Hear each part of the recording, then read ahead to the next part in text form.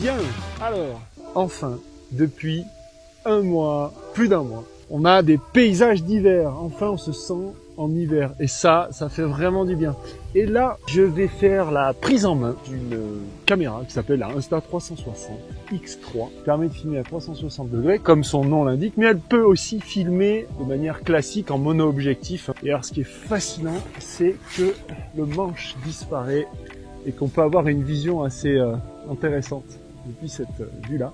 Et alors moi, ce que je veux prendre en main, c'est pouvoir filmer en ayant la caméra de face pour voir le skieur entier, donc ça fait des vues superbes, mais aussi pour voir comment on peut s'auto-filmer finalement, en ayant une vue beaucoup plus globale et en pouvant se corriger par exemple. Alors voilà, donc la caméra avec sa protection, la perche selfie invisible, je vais enlever la protège. Et là, on visse directement ici. Il y a un petit joint qu'il faut aller compresser. Hop. Et voilà. Et là, on va pouvoir se filmer solo. On déplie. Vous pouvez le tenir comme ça, avec le bâton. Et c'est parti. Alors, vous pouvez le tenir comme ça. Et là, ça filme. Ou en tenant les deux bâtons d'un côté et le stick de l'autre. Donc en position de skieur, voilà.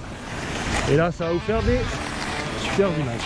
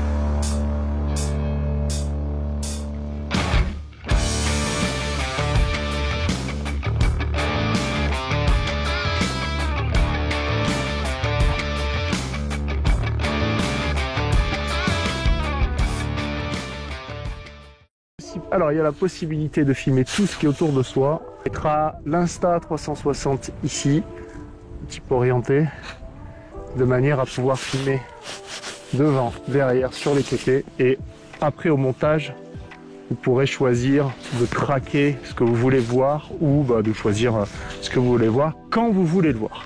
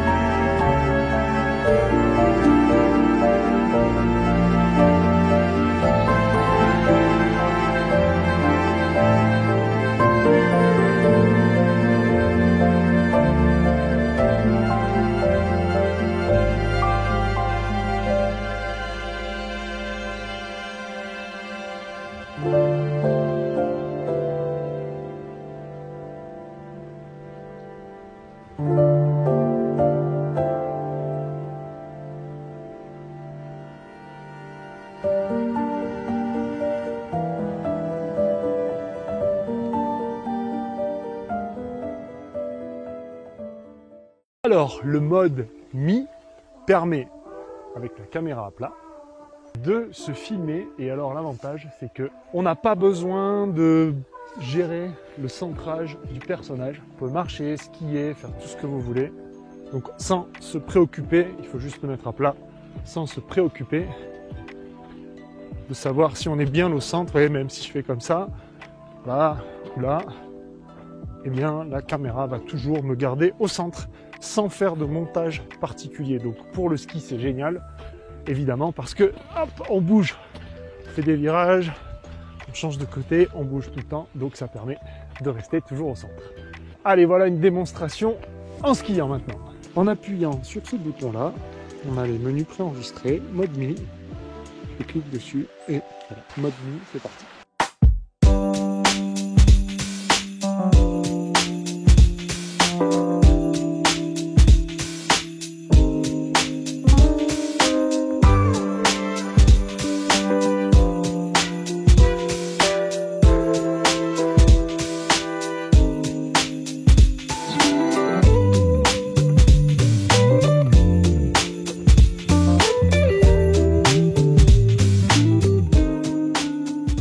Alors là, c'est le mode 360 degrés qu'on a déjà vu sur le casque, mais en suivi, c'est-à-dire que celui qui tient la caméra et la perche suit le sujet. Donc, par exemple, Laurence va avancer et moi je la suis. Voilà. Et je peux donc avoir le sujet et si je veux, au montage, hop, je tourne la caméra pour me voir moi ou pour voir la rivière ici, ou voir tout autre point, mais en mode suivi. Ça fonctionne très bien parce que ça donne vraiment une impression aussi de vitesse, de rapidité, et puis on peut alterner les points de vue plus bas, plus haut, ou sur le côté, qui peut amener quelque chose de très sympa à la vidéo, alors que sur le casque, on va avoir toujours la même hauteur et le même point de vue. On va juste tourner à 360 comme ça. Là, on pourra faire beaucoup plus. Donc, une démo en skiant du mode 360 en suivi. On appuie sur le bouton Q ici, le menu apparaît, hop, 360.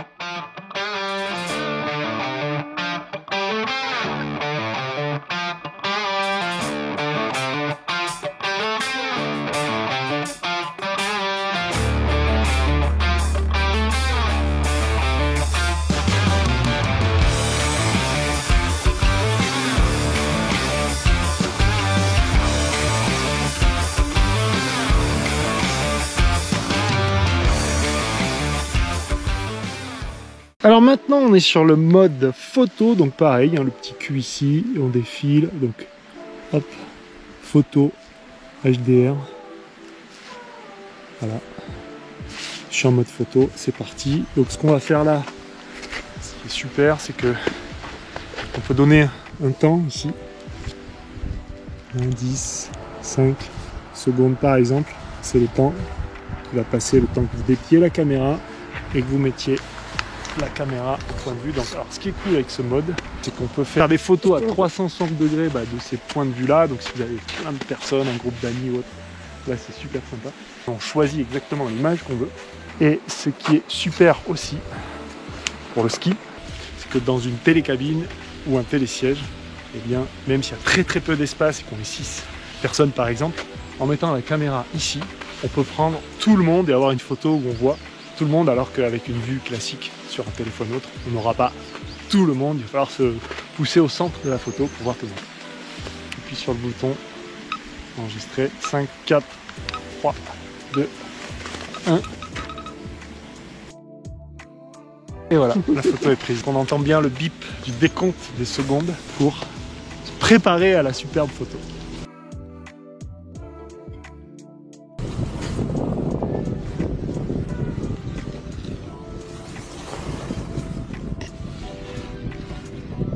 Alors ce que j'adore particulièrement avec cette caméra, c'est que on navigue à l'intérieur comme sur un téléphone en fait. Donc on a des boutons latéraux pour éteindre, allumer, changer les vues, enregistrer. Vous voyez par exemple, hop, on fait glisser, on ajuste, on a des réglages. Ici on peut rentrer à l'intérieur, changer la résolution, le nombre d'images secondes.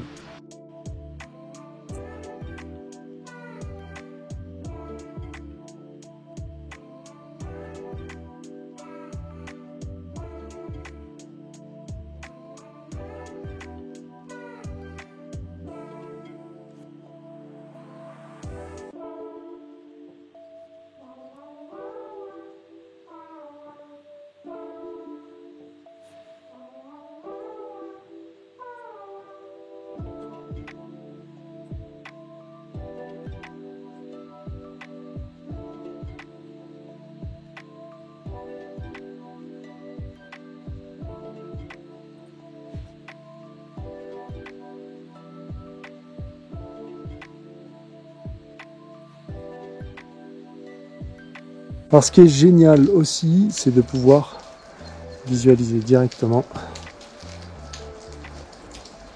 Et là je regarde une photo. Hop, voilà, là c'est la vidéo qu'on a fait en ovni.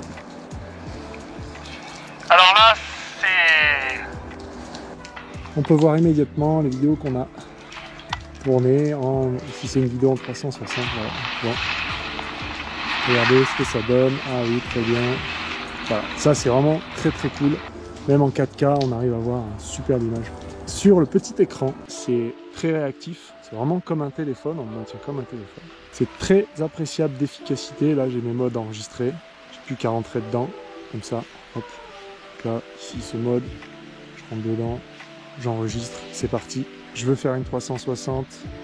J'appuie ici, je choisis mon 360, je veux faire une photo, etc. Vous avez compris. Ça, c'est absolument génial avec un écran aussi grand. J'avoue qu'à l'utilisation, pendant nos stages de ski où j'adore récupérer des souvenirs, des images, filmer les skieurs pour faire des débriefs ce soir, j'adore avoir cette possibilité de naviguer, de fonctionner très rapidement dans le menu et d'avoir des superbes images aussi au passage. Autre point non négligeable selon l'utilisation que j'en ai, c'est la grosse batterie qui est à l'intérieur et qui fonctionne très bien et dure très longtemps. Enfin, j'ai pas à me préoccuper en fait de la durée. Moi, je l'utilise pas pendant 4 heures de suite, mais je la sors, il y a toujours de la batterie, je la sors 10 fois sur une session de 4 heures. Toujours de la batterie que je filme en haute résolution, haute qualité, en 360, peu importe. Et ça, c'est très appréciable. On a pu faire des tests à moins 15 degrés, ça fonctionne parfaitement bien. Ça c'est cool, il n'y a aucun délai sur l'affichage de l'écran. La batterie est présente, alors je peux pas vous dire si elle se s'use plus ou moins, mais en tout cas, elle m'a pas fait défaut par rapport à ce que j'utilisais comme batterie avant sur d'autres caméras et le froid. Là c'est vraiment un vrai avantage. Là, je range très facilement dans la poche, comme un petit téléphone en fait. Et ensuite on met le selfie très facilement aussi. Voilà. Et il prend vraiment aussi pas trop de place. On peut le mettre à l'intérieur du blouson. Si vous avez une poche intérieure, comme ça. Évidemment pas comme ça. Si vous tombez, ça peut vous blesser. Voilà comment moi je l'utilise. Très ravi de vous partager ces vidéos de ski au travers de la présentation de cette caméra. Et vous retrouverez le lien, si vous voulez en savoir plus sur cette caméra, sous cette vidéo et dans la description. Je suis très content de ramener toujours ces belles vidéos, ces belles photos de nos séjours de ski, de nos stages de ski, de nos sorties de ski entre nous, que ce soit aussi bien juste pour des images, des belles vidéos, ou pour se corriger, ou pour faire de la correction ou de l'analyse vidéo derrière. Donc c'est vraiment un super outil, moi je suis très content et c'est pour ça que aussi je voulais vous le partager. Allez, bon ski à tous, belles images si vous utilisez cette caméra et je vous dis à bientôt pour une prochaine vidéo.